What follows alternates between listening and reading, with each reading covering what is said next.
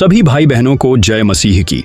आज हम एक बहुत ही गंभीर और आत्मिक विषय पर ध्यान करेंगे, यौन पवित्रता और बाइबल, मसीही जीवन का आधार।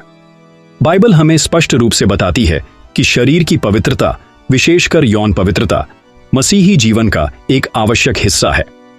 पहला, थिस्सलुनीकियों 4:3 कहता है, क्योंकि परमेश्वर की इच्छा यह है कि तुम पवित्र बनो, अर्थात व्यभिचार से बचे रहो।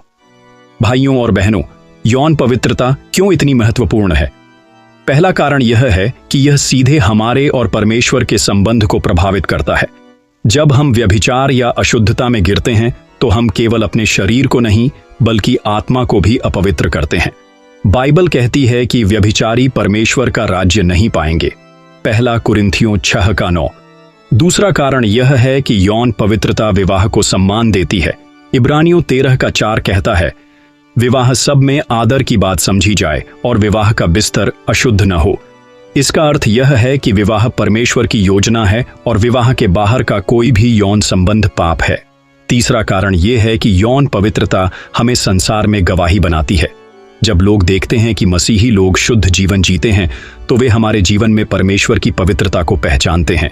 इस तरह हमारा जीवन केवल हमारे लिए नहीं बल्कि दूसरों के उद्धार के लिए भी गवाही बन जाता है। प्रिय भाई और बहनों, आज की दुनिया में जहां अशुद्धता को सामान्य मान लिया गया है, वहां हमें और भी अधिक सावधान रहने की आवश्यकता है। हमें यह याद रखना चाहिए कि हम अपने शरीर के मालिक नहीं हैं, बल्कि हमें यीशु ने अपने लहू से खरीदा है।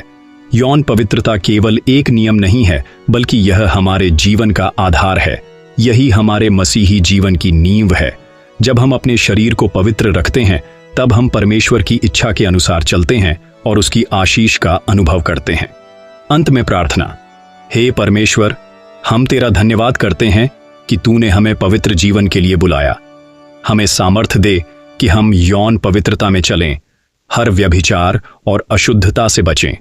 हमारा जीवन तेरी महिमा के लिए गवाही बने। यह प्रार्थना हम यीशु मसीह के नाम से करते हैं। आमीन।